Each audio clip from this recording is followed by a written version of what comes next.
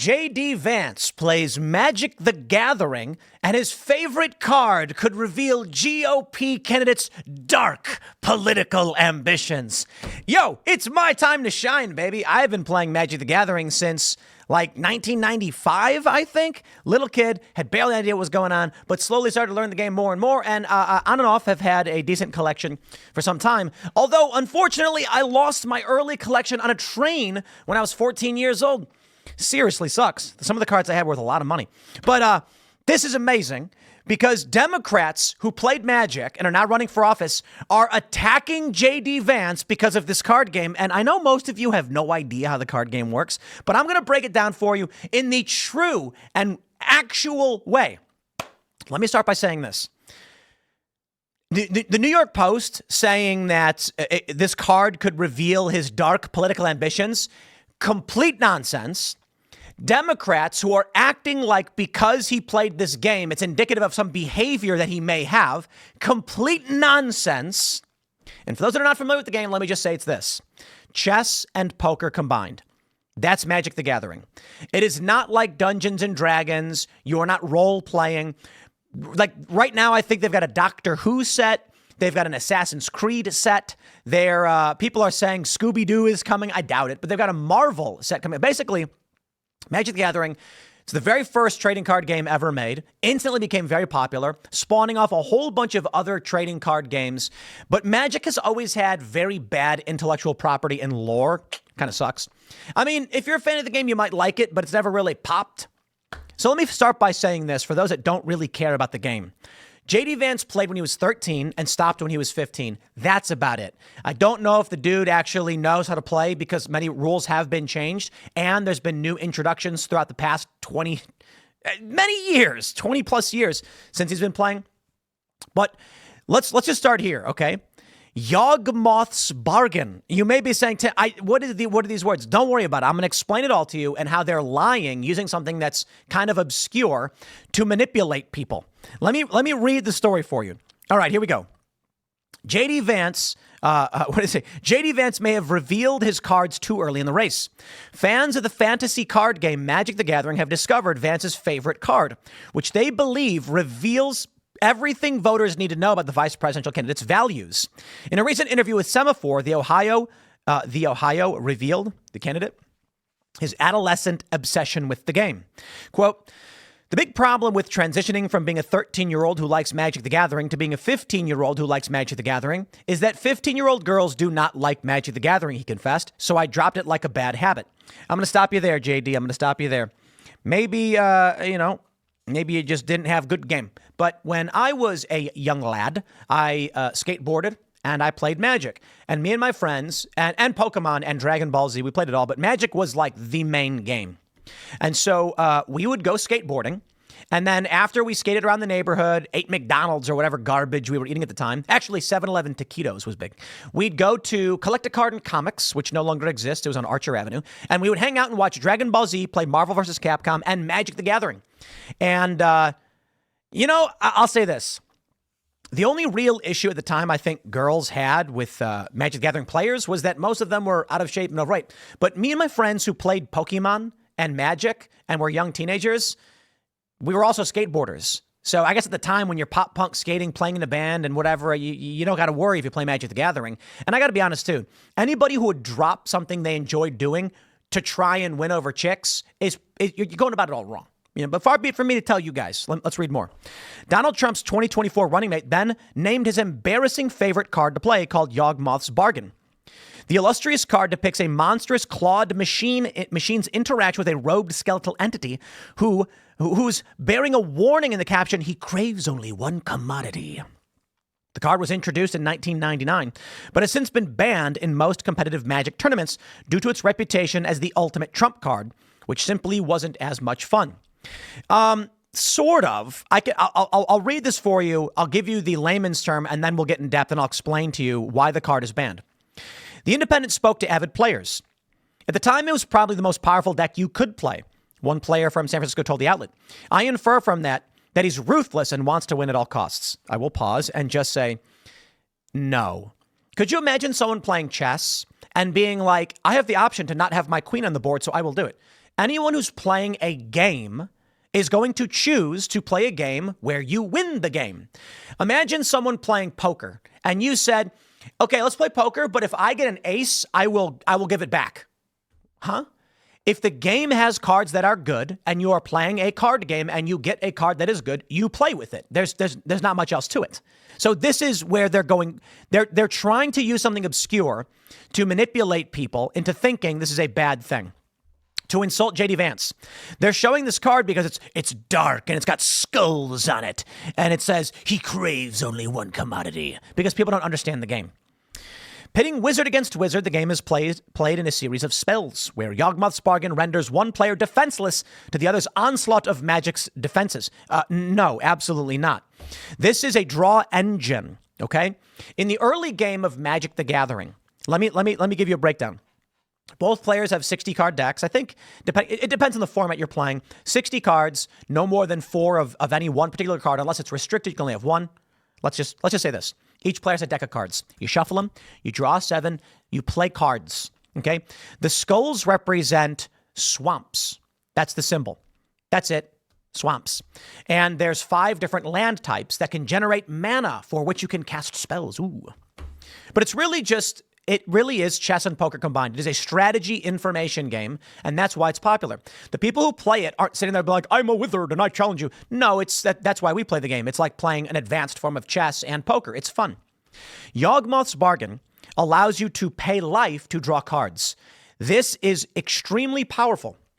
Early on when the game came out, they didn't understand that the more cards you had, the higher percentage chance you had of winning. So when they made cards like this, early in the game, this is like year 5 of the game, someone said, oh, you start the game with 20 life points. When you run out of life points, you lose the game. There are other ways to lose or win the game. You could just say, I'll draw 10 cards right now. You draw 1 card per turn. If you could draw 10 cards in 1 turn, you could overwhelm your opponent and instantly win. Hence, they said, you know what?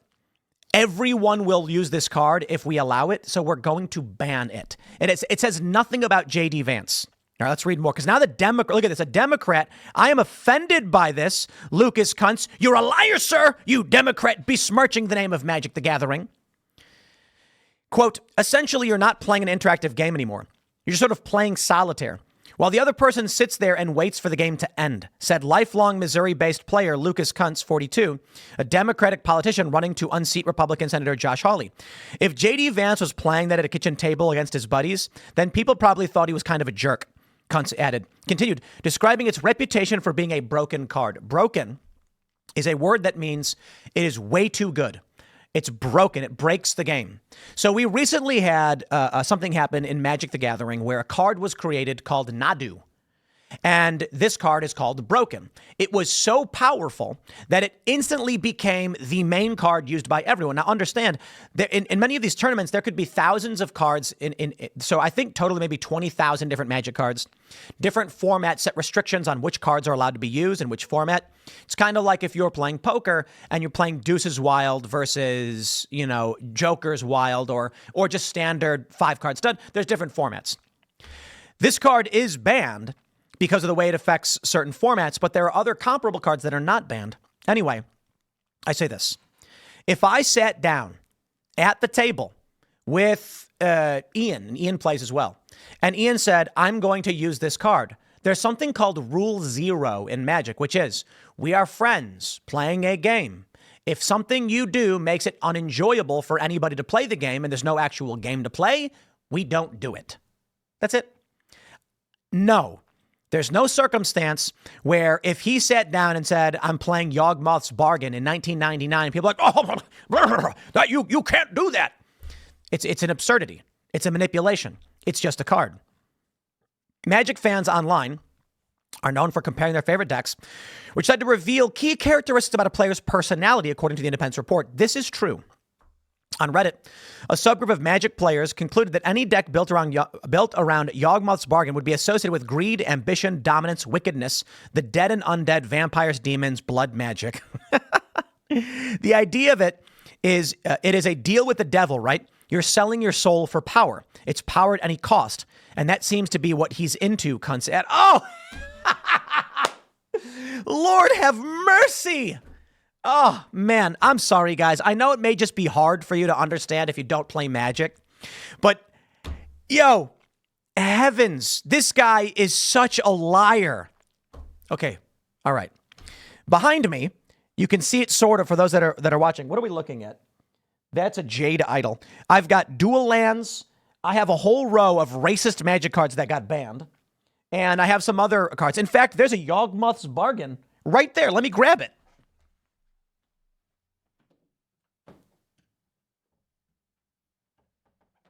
Here we go. I literally have the card right here. Yawgmoth's Bargain. It is banned, except in Legacy, I believe. It is a very powerful card. Very powerful. And that's why it's banned. But you know what? There are a lot of cards that are banned. Okay. I'm going to give you, let me start with here and just say this because we're 10 minutes in. It is insane to claim that because as a child, he played what was called a top 8 deck. That means he's into blood magic and wickedness, selling his soul for power.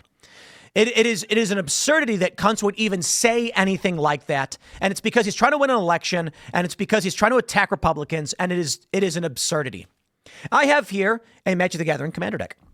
My friends, this is currently one of the most powerful decks. And guess what? It does not use wickedness and soul for power. This is my friend Kinnan, Bonder Prodigy.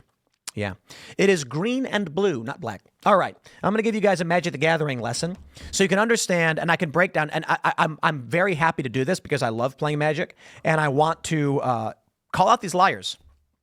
So in Magic the Gathering, it's built around types of magic, okay? There are 5 colors: white, black, red, blue, and green. And green is represented by a little forest. Blue is represented by a little drop of water. Red by a fireball. White by a sun. And black as a skull. There are corresponding lands that can generate this type of energy. Islands make blue. Forests make green. Mountains make red. Plains make white. And swamps make black. Each... In the early game, they didn't have what was called color identity because the game was young and trading card games didn't exist. Today, you can look at each color as representing an aspect of human emotion and or an element of life, an aspect of life in some way. That is to say, it is fair to say that black magic represents sacrificing everything for power.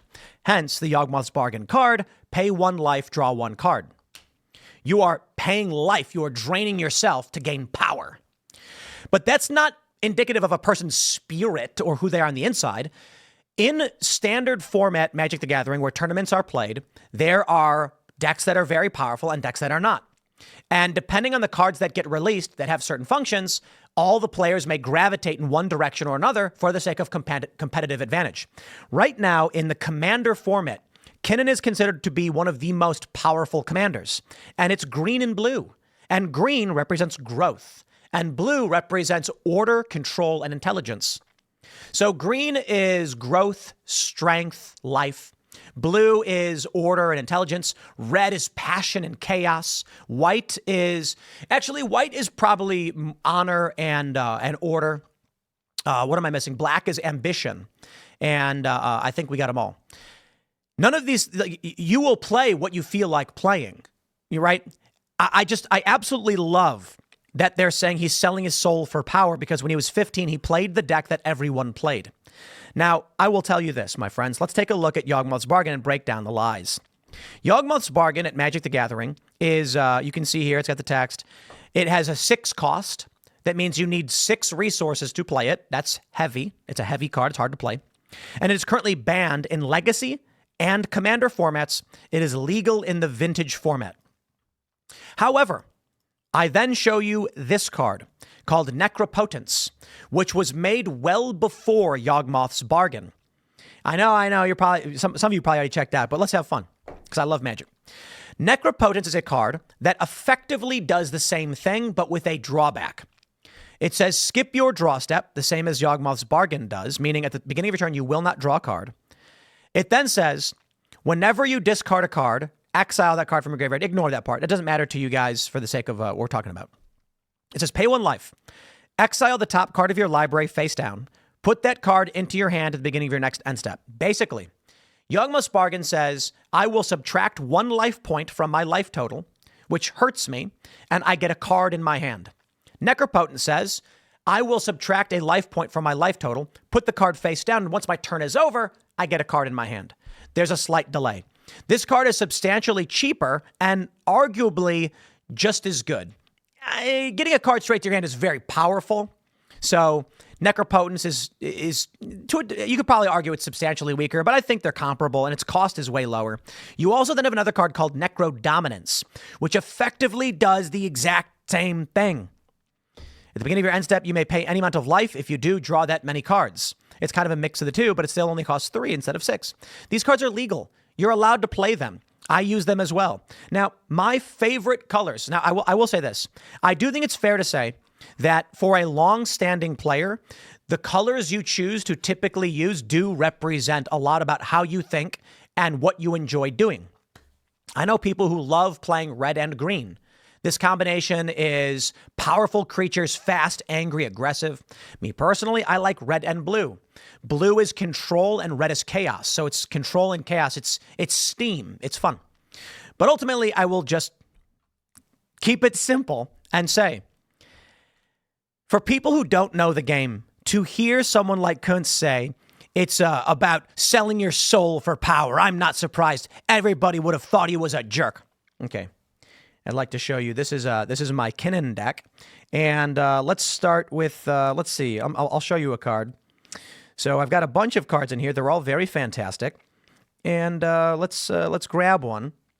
People are going to say, I can't believe you would play that. You're a dick. How dare you play that? No one's going to say that. That's stupid. So, I mean, I've got Mana Drain. I've got a foil Mana Drain right here. That's a card that is very powerful, that is legal and allowed to be used. And some people might be like, it's so powerful, dude. Let's see what I have in here. I've got so many good things in here. Ooh, look at this. What is this one? Pact of Negation. Nyxborn Ancient, Chrome Mox Amber, blah, blah, blah. I'm trying to look for the ones that people really just get mad about. I guess Kinnan itself is something that people, oh, here we go, Void Winnower, here you go. This is a card where people are like, it costs 9, and when you play it, your opponents can't cast spells with costs that are even, and they can't block with creatures whose costs are even as well. So people get really mad about that. But you know what the thing is? Here, look at this. I got an original Arabian Nights City of Brass. If I were to play this, if I went to a card shop and I was sitting down with a bunch of regular players, I'm not going to pull this deck out and say, hey guys, I've got a top tier all foil deck with an alpha soul ring in it. I spent a lot of money on this. I've got all the dual lands in it. They're going to be like, yeah, we're not going to play. It's called Rule 0. Here we go. I got a foil full art, The One Ring from Lord of the Rings. They're going to say, yes, congratulations on having a very powerful deck with many amazing cards that are limited edition, very rare. How about a foil Grim Monolith? Look at that. They're going to say, that's a really good deck, Tim. Wow, that's so cool. Here's an alpha Basalt Monolith. And they're going to say, wow, that's really cool that you have that deck, Tim. That's really great. I won't play you. No one's going to be like, I can't believe you. You're a dick. You have a deck. They're just going to be like, dude, I'm not gonna go up against a deck that has all that extremely rare and powerful stuff in it. If someone was playing the standard format, which is substantially cheaper, a deck could cost from $400 to $500. No one's gonna get mad at you for playing the deck. So when this card Nadu came out in the World Championships, like I think all of the decks that made it to the top were using this one card. Nobody was mad at each other. Nobody was like, I can't believe you would play green and blue. That means you're all about growth and controlling others. You're a bad person. It was just like, I'm here to play a game of chess. They have introduced a chess piece, which is very strong. We will all use it. The company then says, when it comes to banning cards, the card is too powerful, and thus everyone uses it. The game has lost versatility, and it's lost interactivity. We're not gonna do that anymore. And so the Nadu card got banned. It's not actually, it's not even necessarily about power level. It was because the card created very long non-deterministic turns, meaning a player could play a turn for 10 minutes and accomplish nothing. And people were like, this is a waste of all of our time. There are some cards that are so powerful that every deck uses it, and they're like, okay, if this card exists, the game revolves around one card, and that makes the game not fun. That's why they got rid of Yawgmoth's Bargain. Not because it's a bunch of ruthless people selling their souls for power, but because it's so good, everybody would use it, whether you liked the color format or not. So all I can simply say is, I love talking about Magic the Gathering, and JD Vance is a regular guy who as a child played a card game for fun with his friends, and he played the game as was competitive at the time. It means nothing. It literally doesn't mean anything. But for those of you that play Magic the Gathering, you get it. And for those of you that don't, you're probably like, dude, I still have no idea what you're saying or talking about. Let me just put it this way. It's a subculture that is fairly esoteric. It is what I believe it's still the most popular card game in the world, and it's the first card game. It's why things like Yu-Gi-Oh exist. Yu-Gi-Oh is basically a cartoon about people playing Magic. And I feel like they're trying to exploit the ignorance around Magic to make it seem like JD Vance is a bad person. And you know what? I got to be honest. People will believe it. People absolutely believe it. A skeleton making a deal with an evil machine or whatever with skulls on it. And they're not going to understand. It's like playing chess and making a move with a queen. It's that meaningless. Other cards like it still exist. They even say it's banned. There you go. I could talk about Magic the Gathering for a very long time. I play all the time. Ian plays. We love playing the game. My Kinnan deck is I believe Kinnan is currently the top commanders. So commander format your deck revolves around a single legendary creature, and you build a deck around it. It's ridiculously powerful, substantially more powerful, I would argue, than Yawgmoth's Bargain, which is banned in Commander. That being said, I also have a Crick deck, which utilizes Necro Dominance and Necropotence. And it's just because I've got like 30 decks of all different type and color, and some are colorless. That's right. Some don't even have colors to them. They're just nothing. It is indicative of nothing other than somebody who enjoys playing a game. All right, I'm done. I'll leave it there. Next segment's coming up in a little bit. Thanks for hanging out, and we'll see you all then.